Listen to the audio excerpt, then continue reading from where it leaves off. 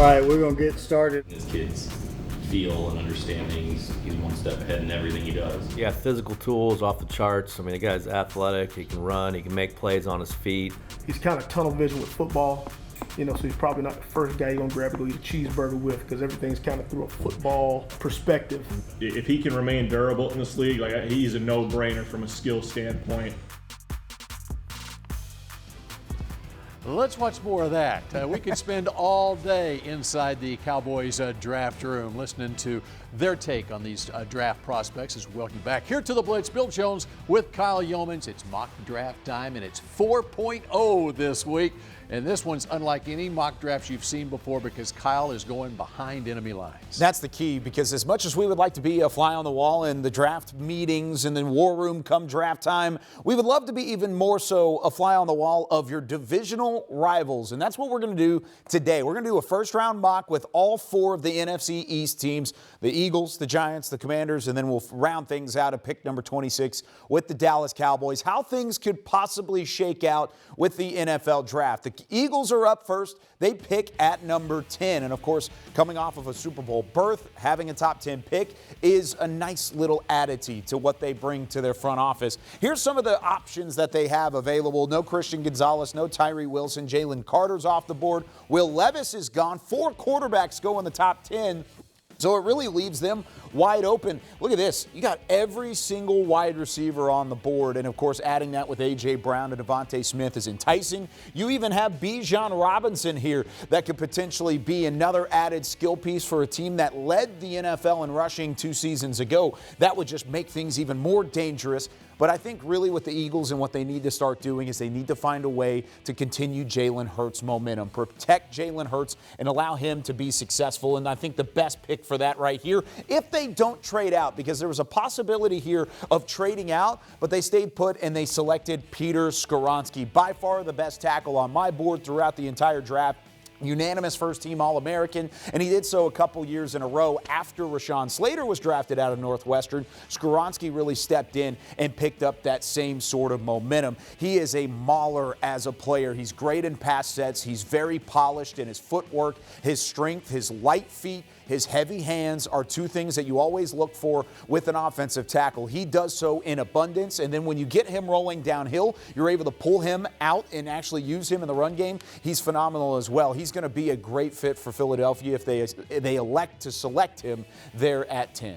Just like his grandfather was a great fit for Vince Lombardi. He's in the Packers Hall of Fame, an offensive lineman. All right, picking number 16 overall, the Washington Commanders. See, and this is where things can get interesting because all the quarterbacks are off the board, right? They thought maybe an Anthony Richardson would fall, maybe a Will Levis would fall, but neither one of those guys are there at pick number 16. They have some good options. A couple wide receivers flew off the board with Jackson Smith and Jigba, Jordan Addison in the early teens, so Quentin Johnston is still there. You really like Kalijah Cansey, but just like Philadelphia, you got to find a way to protect your guys in the backfield. And now they don't have that quarterback right now. Maybe they select a Hendon Hooker. Maybe they make a trade, or they ride with the guys that they have, maybe a Sam Howell who came on late in the year. And in order to do that, they need guard, tackle, flex. Darnell Wright, who's been an intriguing name for Cowboys fans over the last couple of days, couple of weeks, because of that guard tackle flex, he brings that to the Commanders, and he's good enough on film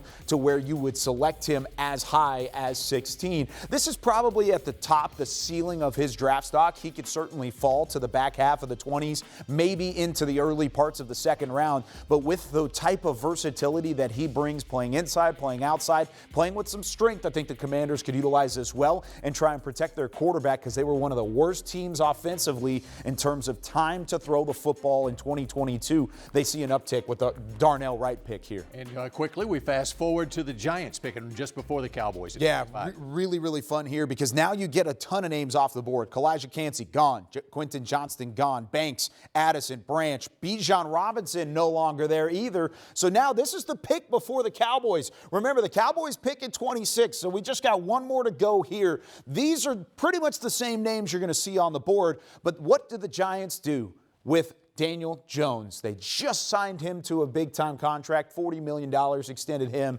Saquon Barkley, he didn't sign a franchise tag, at least not yet, but they expect him to be back. Let's add another weapon to that offense. At least that's what the Giants are thinking. Of course, Cowboys don't want that to happen. The best weapon on the board right now is Zay Flowers. He's a little bit undersized for the wide receiver position, but he has some inside-outside ability. I really like what Zay Flowers does from a fundamental standpoint of just picking up production and running routes. He's got a diverse route tree. He's able to get through and find his way open. The separation is phenomenal, and for the most part, he's the best fit for the Giants here because the Cowboys now on the clock, they don't have to worry about him not being there because he might be an option for Dallas too. You hate to see him with the Giants, but now what do the Cowboys do? So this is where it's tough. This is really tough because their options are still there. Even with it as dry as it has been at 26, you still have a couple guys. They've brought in Forbes. They've brought in Will McDonald. These are both options. Torrance is an option. Breesy, if you want to stuff up the run game,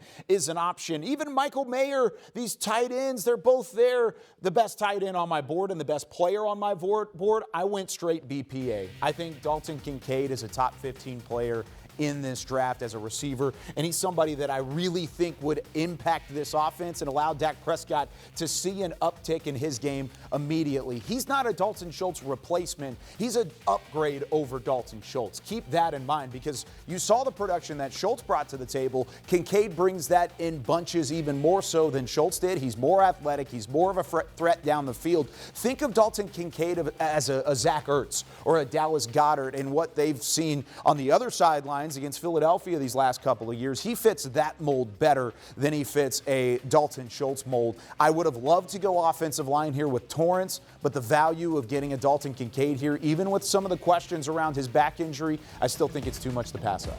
Be sure to watch The Blitz, the Dallas Cowboys report, every weekend this offseason on DallasCowboys.com.